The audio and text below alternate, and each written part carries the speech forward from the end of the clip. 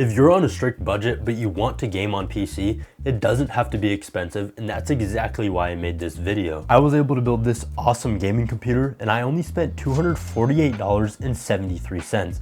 Now I will be honest with you, I was able to get some pretty good deals on the parts. A more realistic price for it is right around $400. But if you aren't afraid to buy used parts and find good deals, then you can get it closer to the price that I paid. Now this computer isn't only affordable, but it can play a good amount of games at 1080p. I'm talking Call of Duty Black Ops 6 at above 60 FPS, and of course games like Valorant and Fortnite, it handles them very well. Now if you are interested in building this PC for yourself, then stick around for the whole video. I'll be sharing what prices I paid for each part, and I'll tell you the max prices you should pay for each part if you can't find any good deals like I was able to. Before we get further into the video, I want to thank our sponsor Super CDK. Now if you're flipping computers, you should probably activate Windows, and sometimes you will get lucky and it'll already be activated, but in the off chance it's not, I always buy from Super CDK. I've been buying keys from them for nearly 3 years and have never had any issue. You can visit them down below and be sure to use the discount code SPLA. You can get Windows 10 keys for as low as $15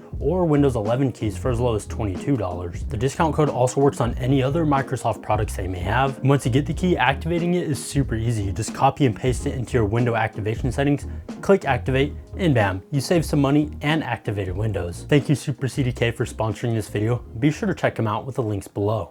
I started this computer build with a purchase from AliExpress.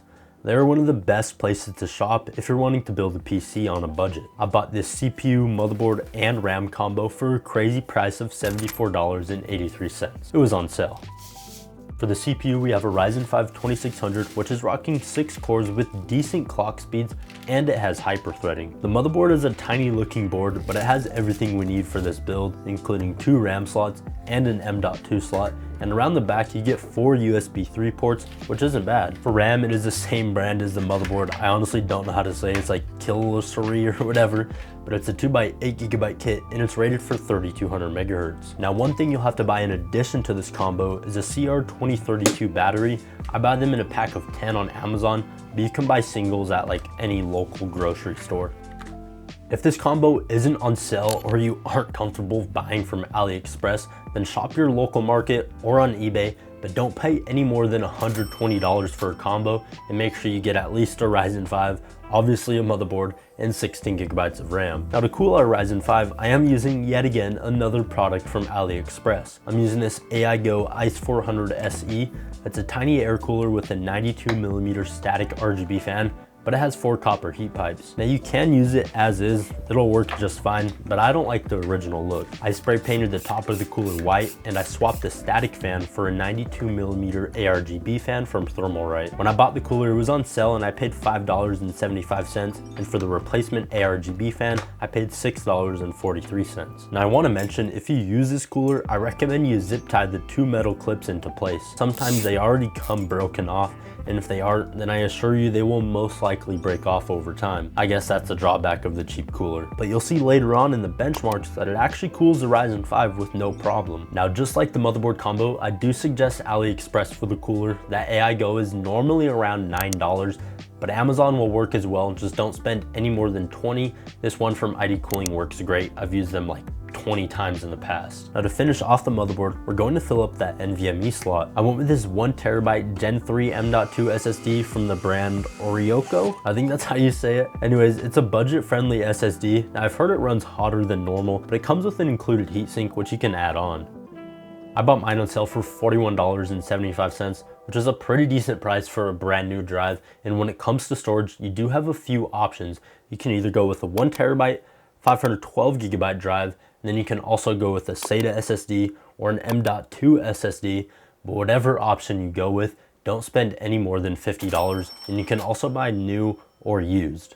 Now moving on to the case, I'm using this Dark Flash C275P, and yep, you guessed it, I bought it from AliExpress. Now this case, it's not anything special. It's a basic looking fish tank style case, and it comes with no fans, so I added this 3-pack from Sama. They're addressable RGB and come with their own hub which supports 4 fans and 4 ARGB connectors, and it also comes with a controller. The case cost me $32.18 and I spent an additional $10.86 on the fans. One drawback of the case, there isn't a ton of room in the back for cable management, but it is super affordable for the looks it provides, and the temperatures in the case are pretty good for the parts that I selected. Now, if you don't want to buy this exact case that I did, you do have a few options that you can go with. Just make sure it is micro ATX and try your best to not spend any more than $65. You really don't need to spend any more than that. But really, I would recommend even less than that. And also, if you're a first-time builder, buy a case with fans. It'll just make it a little bit easier. Or you can just buy the exact setup that I did, because everything is linked down below. To power this budget gaming computer, basically any 500 watt power supply will do the trick, and before you install it, I recommend you remove the hard drive cage so you have extra room. I'm using this Corsair CX650. The only reason, well, I have it in my inventory and I only paid $17.49 for it on eBay. I bought it in a lot of 5, but 2 ended up being dead, so I got a refund, which is why it's so cheap. Like I said, any 500 watt power supply will work, but do your own research and you can either buy new or used, and don't spend any more than $55. Okay, the last and final part to complete this budget gaming computer is the graphics card. I bought this GTX 1070 on eBay. I scored it for a really good price. I paid $54.36. The average price is around $93, so the max price that you should pay is $100. But in that price range, you do have a few GPU options that you can choose from. You can buy the RX 580, 8GB, the GTX 1660 Ti, or the Super, then of course the GTX 1070, or even the GTX 1080. That card can be found closer to $100 or even less, and like I said with mine, I scored it for a pretty good deal, so you just have to shop around. I recommend you check like Facebook Marketplace, OfferUp, and then of course eBay if nothing is on your local market. All of those graphics cards that I just mentioned will work great in this computer and provide similar performance to the benchmarks. And speaking of which, let's check out the performance of this computer. I mentioned Black Ops 6 in the beginning of the video, so let's start there. I'm not the best at the game, so don't mind me dying over and over again, but I found the best settings for this computer are to have the render resolution set to 100, and for upscaling/sharpening, you want to select AMD FSR3 and also turn on the frame generation setting. And then for the details and textures, I set the texture resolution to high and the detail quality to high.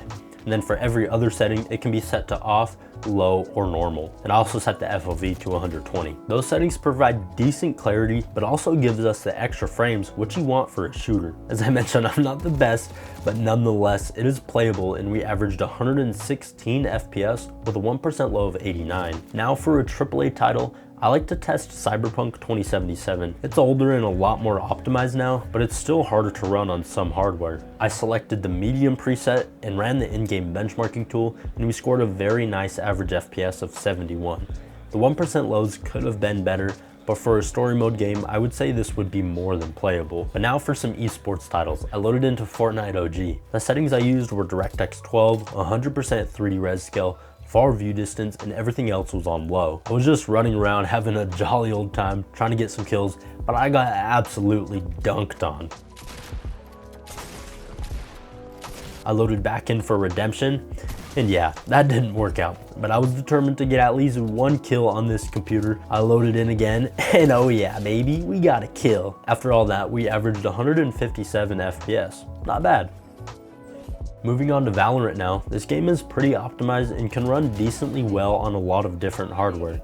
And for this computer, I was playing at 1080p with all high settings, and we were averaging 209 FPS with a 1% low of 117. I only managed like 3 kills, but the rest of the game I was just getting crapped on. Sure, I can build computers for cheap, but man, I suck at video games.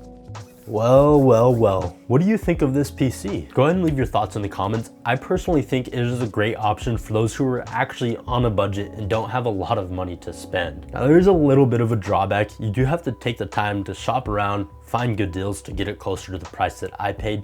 But even if you don't and you end up spending closer to $400 for this computer, I would still say that is worth it. I mean, at least in my opinion. Anyways, if you enjoyed this video, go ahead and smash that like button, subscribe if you loved it, and I will catch you in the next one. Peace.